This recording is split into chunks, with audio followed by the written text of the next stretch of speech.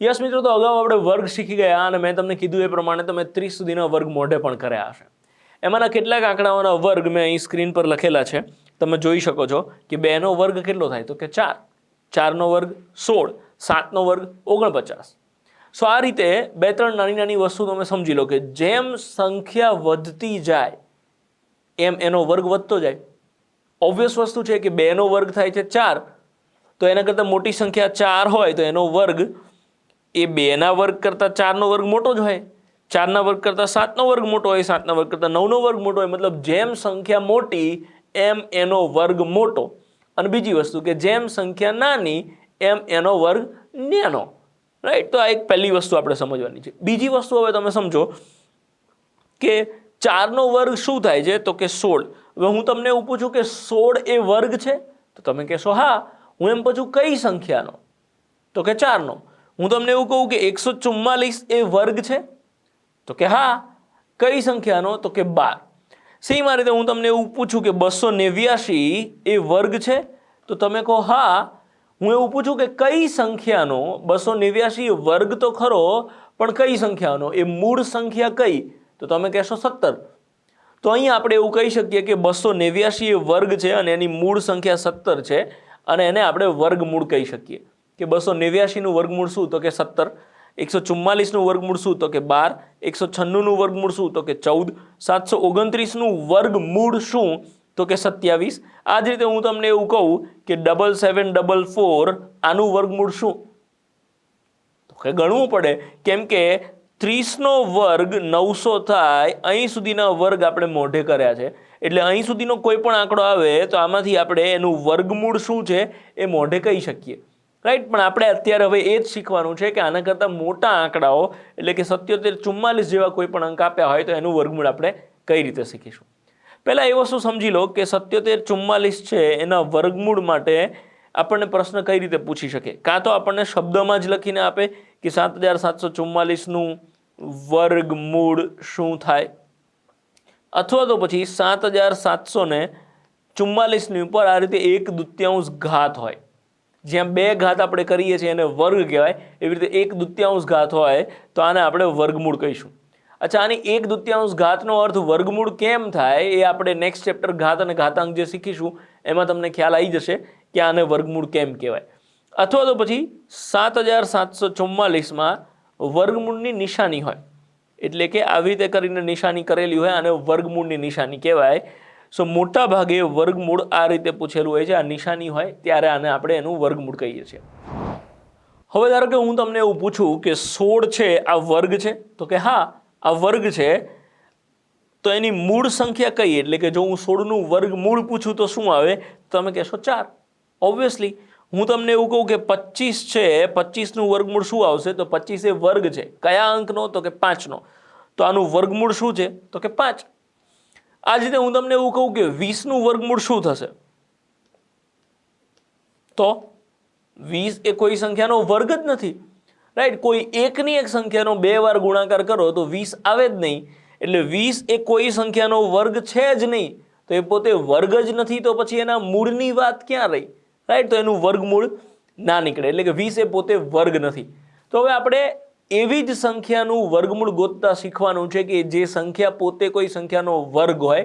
એટલે કે ખરેખર તમે કોઈ એકની એક સંખ્યાનો 2 વાર ગુણાકાર કરો તો એ સંખ્યા આવવી જોઈએ. એ સંખ્યાનું વર્ગમૂળ આપણે ગોતતા શીખવાનું છે. રાઈટ? અને આવી સંખ્યાઓ કે જેનું એક્ઝેક્ટ વર્ગમૂળ નીકળતું હોય એટલે કે કોઈ એકની એક સંખ્યાનો ગુણાકાર કરતા એ સંખ્યા આવતી હોય એવી સંખ્યાઓને પૂર્ણ વર્ગ સંખ્યાઓ કહેવાય છે. અને આપણે આ ચેપ્ટરમાં પૂર્ણ વર્ગ સંખ્યાઓનું વર્ગમૂળ ગોતતા જ શીખવાનું છે. રાઈટ? તો ચલો શરૂ કરીએ. તો વર્ગમૂળ શીખીએ એના પહેલાં આપણે એક બીજી શોર્ટકટ શીખવી પડશે. એ છે છેલ્લા અંકની ગુણાકારની રીત. અને મારી સૌથી ફેવરિટ ટ્રીક. આ ટ્રીકની મદદથી જ આપણે વર્ગમૂળ આરામથી ગોતી શકીશું. કે ધારો કે હું તમને એવું કહું છું કે 12 ગુણ્યા 13 તો આ બંનેનો ગુણાકાર કરીએ તો થશે 156. હવે ગુણાકારની શોર્ટકટ શું છે? લાસ્ટ ડિજિટની ગુણાકારની શોર્ટકટ કે 12ના ગુણાકારનો છેલ્લો અંક શું છે તો કે 2, 13ના ગુણાકારનો છેલ્લો અંક શું છે તો કે 3. આ બંનેનો ગુણાકાર કરીએ તો 2 તરી 6. તો તમે જુઓ ગુણાકારના જવાબનો છેલ્લો આંકડો 6 જ આવે. હું એવું કહેવા માંગુ છું કે આપણે આવું કરીએ કે 734 ગુણ્યા 263 આ બંનેનો ગુણાકાર કરો તો 734નો છેલ્લો આંકડો 4, 263નો છેલ્લો આંકડો 3, 4 તરી 12 અને 12નો છેલ્લો આંકડો 2, તો આનો ગુણાકાર કરો, એના જવાબનો છેલ્લો આંકડો 2 જ હોય. તમને મારા પર વિશ્વાસ ના હોય તો વિડીયો પોઝ કરીને તમે કેલ્ક્યુલેટરમાં ચેક કરી શકો છો કે આ છેલ્લે 2 આવે છે કે નહીં. હું એવું કહેવા માંગુ છું કે કોઈ સંખ્યા આપી છે 789 ગુણ્યા 654, આનો ગુણાકાર કરીએ તો આના ગુણાકારનો છેલ્લો અંક શું આવે તો કે 789નો છેલ્લો આંકડો 9, 654નો છેલ્લો આંકડો 4, 9 ચોકું 36, તો 36નો છેલ્લો આંકડો શું આવશે તો કે 6. સો આ રીતે કોઈ પણ સંખ્યાનો ગુણાકાર કરવો હોય તો આપણે ગુણાકારનો છેલ્લો અંક બહુ આરામથી નક્કી કરી શકીએ છીએ. મતલબ કોઈ સંખ્યા આપી છે એનો છેલ્લો આંકડો છે 7 અને બીજી કોઈ સંખ્યા છે એનો છેલ્લો આંકડો છે 5 અને હવે હું તમને પૂછું કે આના ગુણાકારનો છેલ્લો આંકડો શું આવે તો કે 7 પંચા 35, તો 35નો છેલ્લો આંકડો 5.